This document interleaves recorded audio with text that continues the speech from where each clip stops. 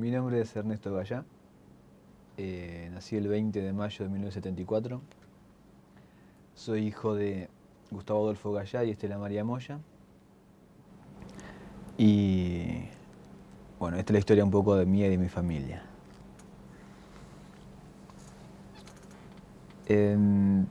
Mi papá y su hermano mellizo, Ricardo Alberto Gallá, se criaron en lo que hoy se conoce como Las Cañitas, cuando era toda una zona de conventillos y de barrios populares. Por una cuestión de idiosincrasia de la zona, tuvieron contacto directo con varios momentos históricos de la Argentina de los años 50 en adelante. Se crearon de forma bastante humilde en un conventillo donde vivían varias familias y en la calle con los pibes de manera sana, sin perder el tema de la educación, con una familia que los acunó y los quiso mucho. Y entre otras cosas, por ejemplo, vivieron los bombardeos del 55 y la Libertadora, en un barrio donde todo el mundo era peronista y ellos veían los aviones surcar el cielo volteando al gobierno popular como si fuera una película de Hollywood. Mi viejo particularmente había sido digamos lo que vendría a ser el caddy al golf, él era al polo, de Horacio Egui, que era el mejor jugador de todos los tiempos de polo de la Argentina, el padre de estos indios Chapaleufú y tal. En su condición de huevero, le decían, porque eran los que tapan los pozos que hacen los caballos y los que le dan los tacos a los jugadores, tuvo ocasión, por ejemplo, de participar en lo que fue el primer mundial que se hizo de polo, a los que asistieron el príncipe de Edimburgo, Faradiva, el Shah de Persia, gente de la realeza, digamos, europea y asiática, un pibe de barrio humilde que se veía inmerso ante lo que era la antítesis de su crianza, su vivencia y el desparpajo de la oligarquía, ¿no? Esto y las vivencias contemporáneas de su primera infancia, adolescencia, la caída de Perón, las revoluciones a nivel mundial, las guerras revolucionarias independentistas, africanas, asiáticas, lo fueron formando, junto con su educación, a él y a su hermano, porque estaba en el aire. Estaba en el aire la historia, ellos la hacían día a día y les penetró por los poros.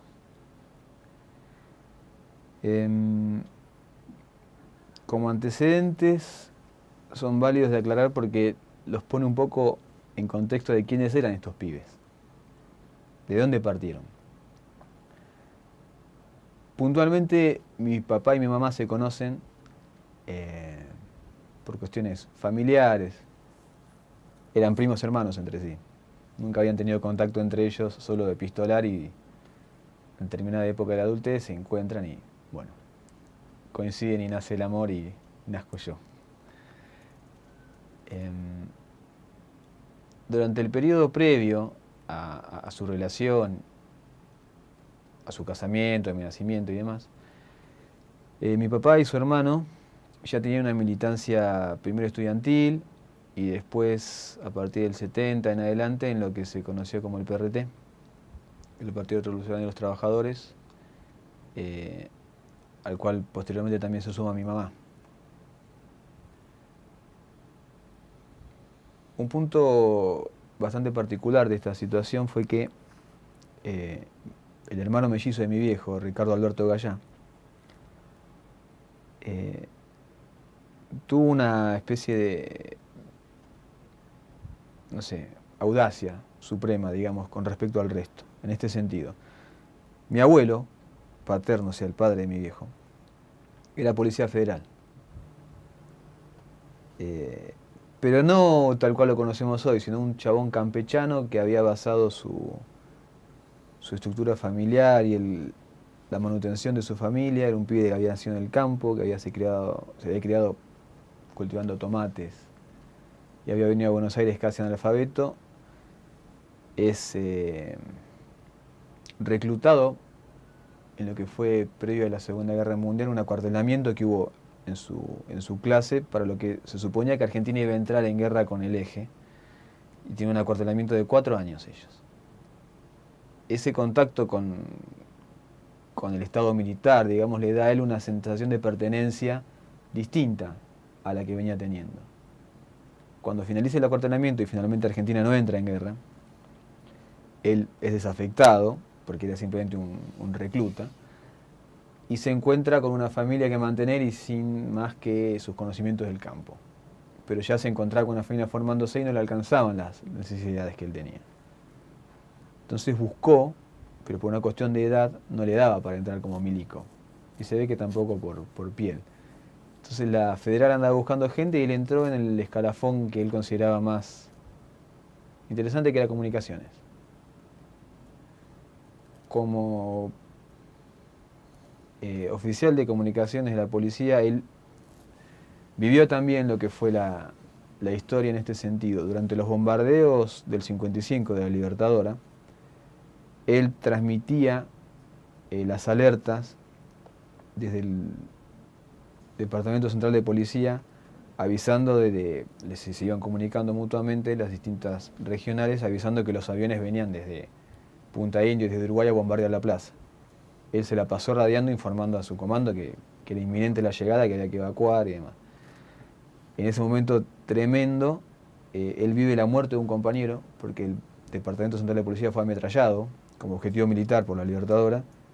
Sus compañeros, ellos trabajaban en cubículos con el telégrafo. Al compañero de él le vuela en la cabeza con un tiro de 20 milímetros de un avión. Eso nunca se lo olvidó él. Lo pongo en contexto porque, más allá de que él no tenía una participación política o partidaria con respecto a la vida, digamos, más que un laburante, el hecho de ser policía no lo condicionaba como un represor, sino como un chabón de laburo que había forjado el sostén de su familia en este sentido. Aclarado este antecedente, retomo otra vez en Ricardo Alberto Gaya, mi tío. ¿Y por qué hablo de la audacia que él tuvo? Como él pertenecía al PRT, y como estaba totalmente abocado a una causa revolucionaria, decidió oportunamente hacer una jugada de tablero, digamos, que fue, terminados los estudios secundarios y demás, sugerirle al papá si le podía ayudar a ingresar a la Policía Federal. Mi abuelo, conociendo los antecedentes ideológicos de él y demás, lo consideró totalmente fuera de lugar. Le dijo, ¿pero qué me estás diciendo? ¿Vos? ¿Para qué? Y mi tío, muy pillo, le dijo, porque necesito una carrera, vi cómo vos mantuviste tú una familia y demás, y no quiero ser un paria, la verdad que... Bueno, ¿estás seguro? Sí, estoy seguro. Perfecto. Se mete en la escuela Falcón, se recibe de oficial, en prácticamente fines de la NUCE, llegada de Perón. Oficia inicialmente en las comisarías, donde es destinado, y cuando la escalada represiva aumenta, empieza a poner en juego lo que era realmente su rol. Él estaba como contrainteligencia del RP. Él era capitán de inteligencia del RP y usaba su posición de policía federal para oficiar como una especie de James Bond. Esta audacia, esta valentía le costó la vida, obviamente.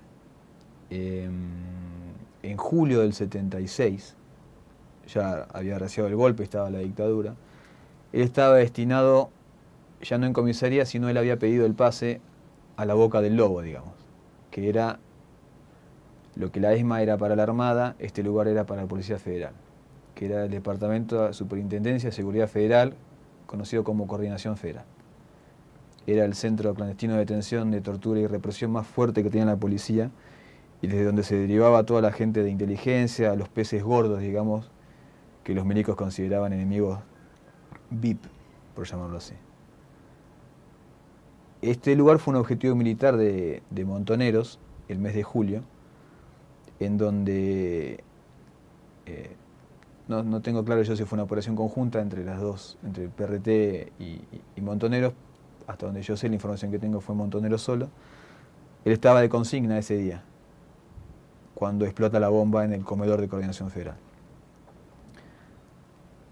Mi tío ya había traído la información a su casa varias veces de que ese lugar era el infierno mismo, el insostenible, la contradicción interna que él vivía viendo pasar prisioneros, compañeros a los que se torturaba, se hacía mierda, y él ser presente en esos lugares y tener que sostener su lugar de espía, digamos, sin soltar prenda de cuál era su rol, puertas adentro de mi casa, de lo que después fue mi casa, o sea, en ese momento su hogar, le repercutía en el cuerpo. No dormía, vomitaba, se descomponía, lloraba todo el día, golpeaba las paredes, se le veía la impotencia dentro. Pero era su misión. Él estaba ahí para pasar la data y para informar a sus superiores de lo que el enemigo represor hacía. Cuando explota esta bomba, vuela el comedor del edificio este, mueren unos cuantos tipos que la prensa los presentó oportunamente como gente civil, pobres porteros, taxistas y gente que simplemente eran transeúntes, que usaban el lugar para comer, cuando mi tío sabía hace ya meses que era toda gente que trabajaba para la inteligencia de la Federal, apuntando y entregando gente. Los encargados de edificios se encargaban de hacer las listas de quiénes, los movimientos internos, se pasaban data, por eso es que pernoctaban ahí y recurrían a este lugar. Lo mismo los taxistas, lo mismo mucha gente de gremios, aparentemente civiles, sin ninguna implicación en la represión, eran todos agentes de inteligencia de la Federal y represores. Por eso cuando sucede la bomba, lo primero que hace él es llamar a su mamá, a mi abuela, en este caso, avisarle: vieja, volaron el comedor, yo estoy bien, despreocupate, es un desastre, están todos muertos, pero no pasa nada, quédate tranquila. Al poco tiempo esto, poco menos de 2 semanas después, por lo que pude recopilar en el tiempo, la misma policía se encargó de cazar a todos los que estuvieron de consigna de seguridad ese día, entre ellos mi tío. Por supuesto, porque estos tipos sabían que había gente infiltrada en la fuerza. Lo que pasa es que ante la duda agarraron a toda la plana. El 30 de julio del 76 lo secuestran de su departamento, donde vivía con mis abuelos, quienes fueron quienes después me criaron.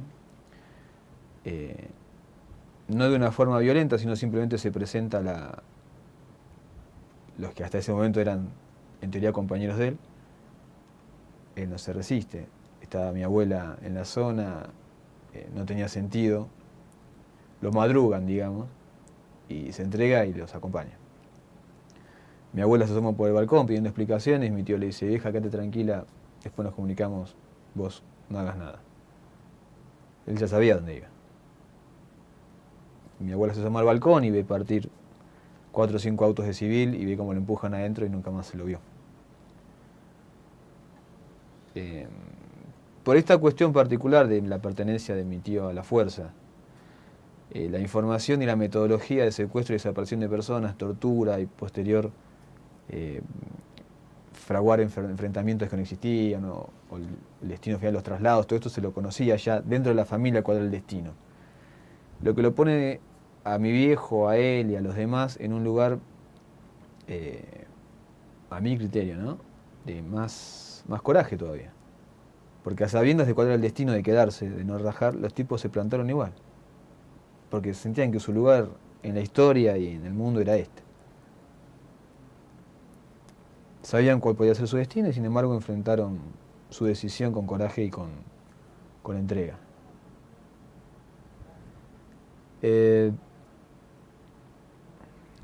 Por supuesto no había datos exactos y fidedignos de cuáles eran los lugares, excepto este donde estaba mi tío, de cuáles eran los destinos donde se podía ir, pero mi abuelo se había retirado en el 74, cuando yo nazco, y un poco apenas de la llegada de Perón. Mi abuelo se retira de la fuerza porque también veía la escalada represiva y él no tenía nada que ver con eso y no quería saber nada, entonces pide el retiro y se jubila.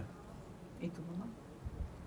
Mi mamá, todo esto estaba de pareja con mi viejo, yo había nacido hace poco y ella ya se había metido en el partido por convicción y porque amaba a su pareja y porque coincidían en todo.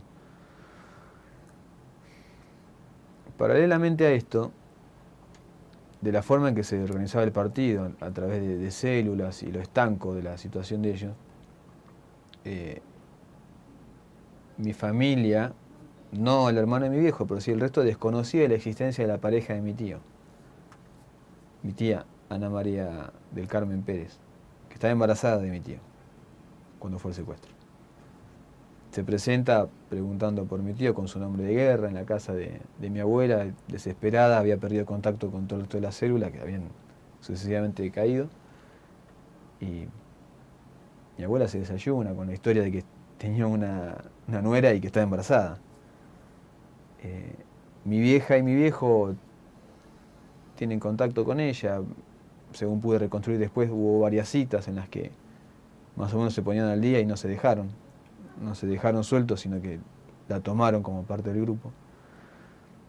Y es ahí cuando a los meses, el 14 de septiembre del mismo año, del 76, se produce un operativo en una casa que estaba alquilada a nombre de mi tía, a donde concurren mi papá, mi mamá, conmigo chiquito.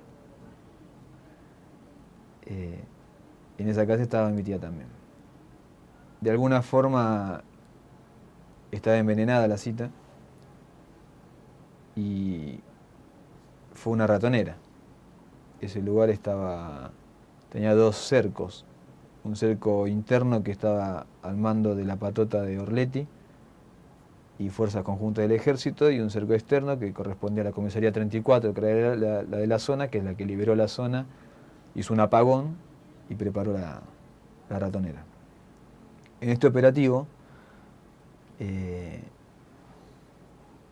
mi vieja siempre había dicho, a sabiendas de todo el método de tortura, represión y sabiendo el destino que le tocaba a muchas mujeres, o a la mayoría, de ser violadas y demás, por lo testaruda que era, por sus principios, por sus valores, siempre dijo: a mí viva no me van a agarrar.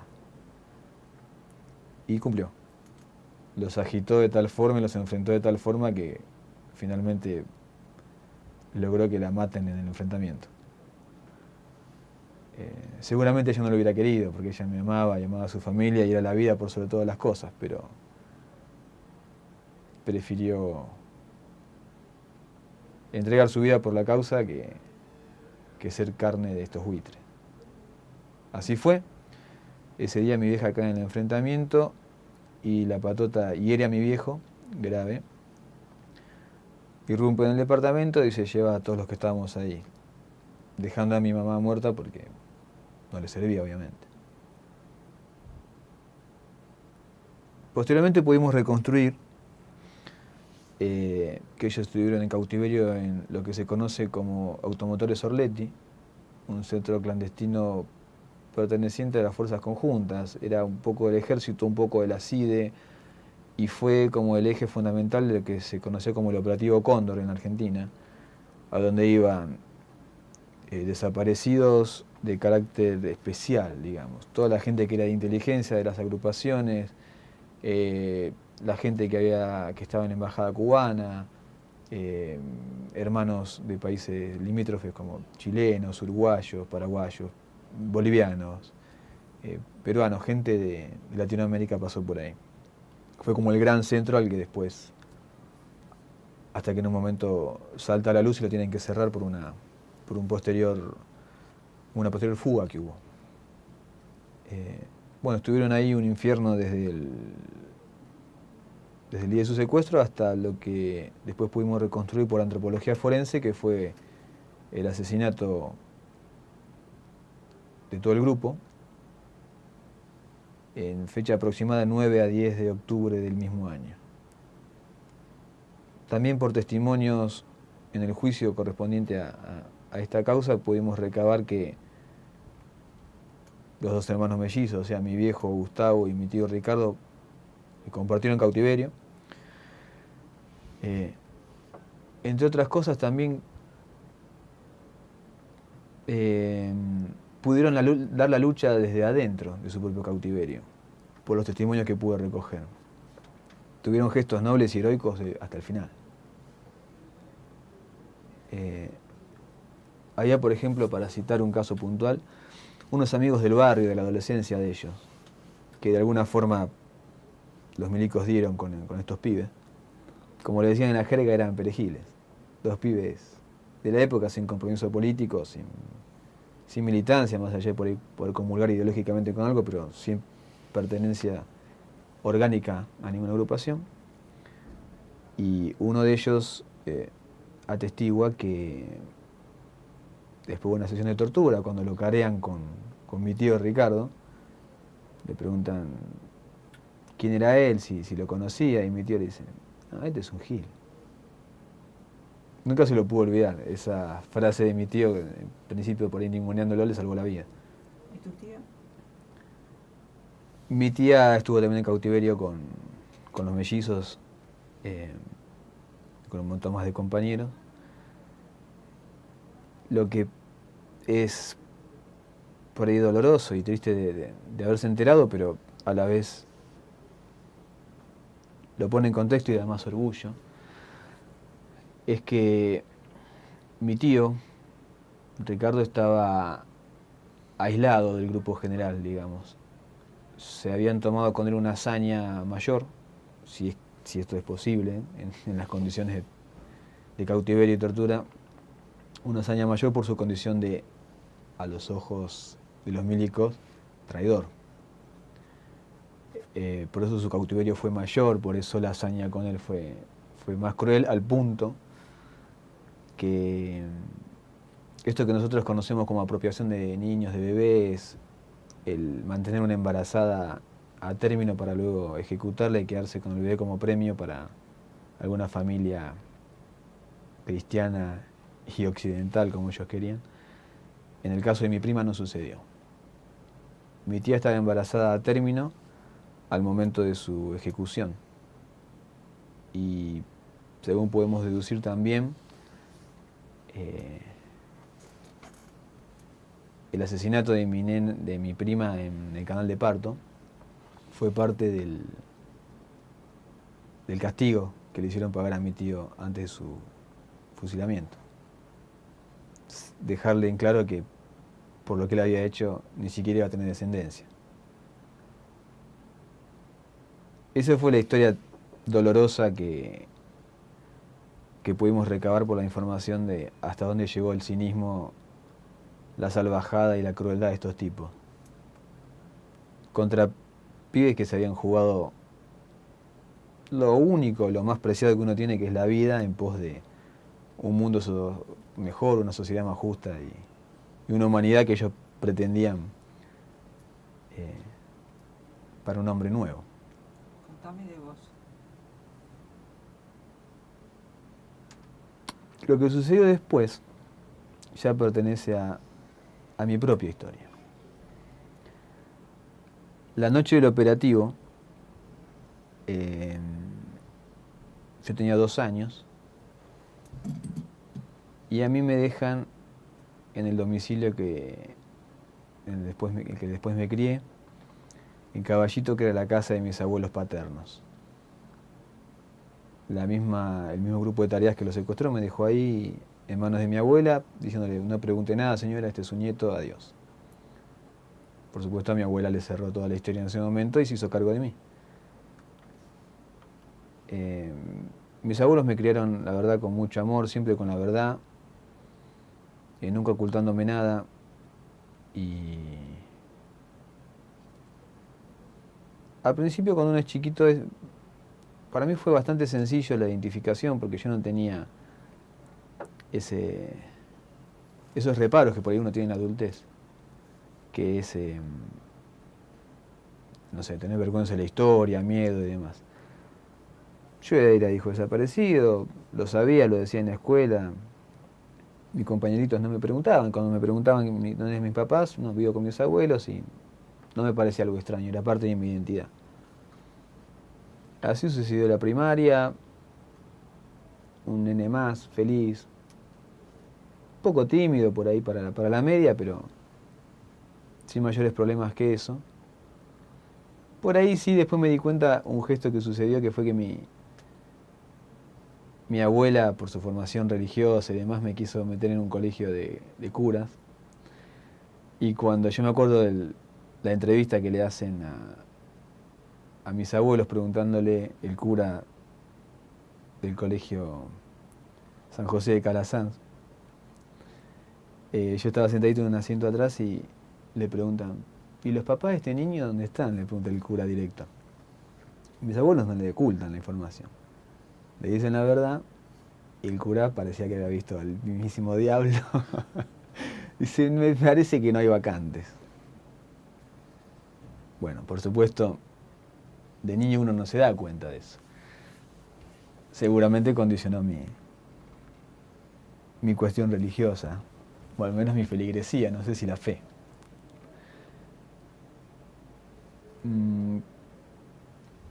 Bueno, la infancia transcurrió entre dibujitos animados, figuritas, fútbol, jugar a los soldaditos, ver tele, tener amigos. Un niño más feliz, para quien sus abuelos amaban y su familia estaba pendiente de él. La nota empieza a cambiar un poco de color ya entrada mi adolescencia. Yo empiezo la secundaria en el año 87 y ahí noté la diferencia. Yo no era un pibe más. Por citar dos cosas puntuales de la adolescencia que a mí me marcaron. Con cada levantamiento cara pintada que hubo, mi propia identidad me hacía estar pendiente de estos acontecimientos. Cuando yo escuchaba en la televisión o en la radio, mientras yo cursaba en la mañana el colegio, me levantaba con tomaron Campo de Mayo, militares ligados con la represión que piden cese de los juicios. Mis compañeros lo veían como una película de, no sé, Brigada A. Y a mí me corría un frío desde la punta de los pies hasta el último pelo de la cabeza por la espalda pensando, ¿qué onda? ¿Ahora me toca a mí? ¿Qué voy a hacer? Y no fue una vez, fue Campo de Mayo, fue Monte Casero, fue Villa Martelli. Fueron 4 alzamientos. Fueron 4 contactos con decir, loco, ojo que tu historia no te va a dejar de lado. Estás marcado a fuego. Y así lo viví. Y ahí noté la diferencia. Mis compañeros no reaccionaban igual. No tenían ese miedo en la sangre. Esa sensación de hueco en el pecho. Te decís, mierda. No me van a dejar en paz.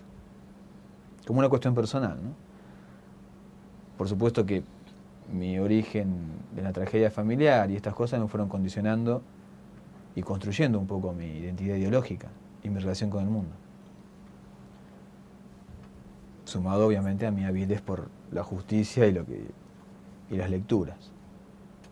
Otra cosa que me sucedió, que me hacía sentir distinto, era que cada vez que empezaba un año en el colegio, pasaban los preceptores por cada curso diciendo, para mañana nos tienen que traer el certificado de trabajo de los padres para el salario familiar o algo, un salario escolar, algo una metodología interna que tenían siempre los colegios.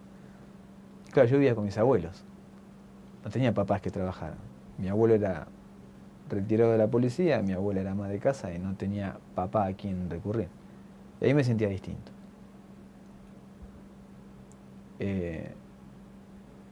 Eso también me puso en lugar de resguardarme, de darme cuenta que mi realidad no era sencilla de digerir para la media. Siempre tenía que me dar una explicación. Desde la inocencia de la primera infancia, lo vivía como algo lógico. No me tenía por qué dar vergüenza ni miedo. Ya en la adolescencia no. Nunca me dio vergüenza, pero sí me daba miedo. Miedo que me llevó a mentir, miedo que me llevó a ocultar mi verdadero origen. Y para mis padres, mis amigos, que oportunamente después aclaré las cosas, les pedí perdón porque la mentira no conducía a nada, yo negué a mis viejos durante un tiempo. Mis viejos eran mis abuelos, era una cosa muy confusa.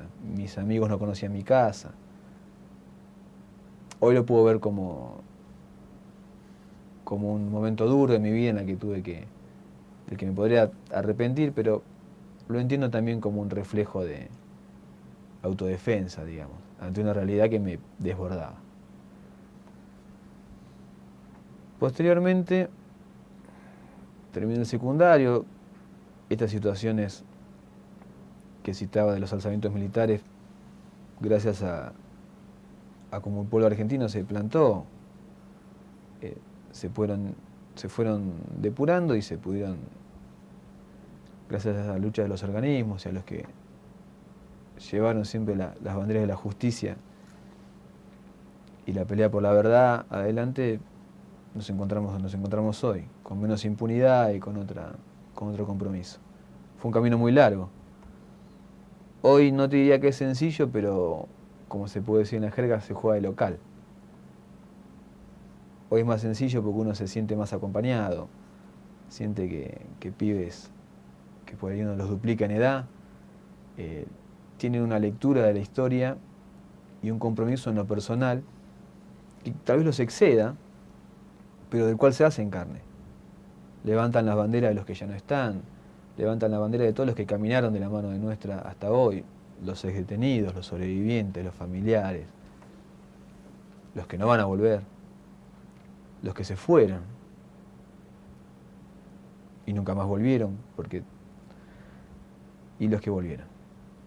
Y milité en Hijos desde el año 95 hasta aproximadamente el 2000, 99-2000. Fue una experiencia maravillosa, hermosa. No he perdido contacto con los compañeros, la verdad que me formó humanamente y políticamente. Y bueno, hoy soy el feliz padre de 2 hijos hermosos, Camilo y Sofi. Y nada, tengo una compañera maravillosa también que no es la madre de los chicos, es mi compañera actual, que tiene mi misma condición, también es hija desaparecida, se llama Paula. Y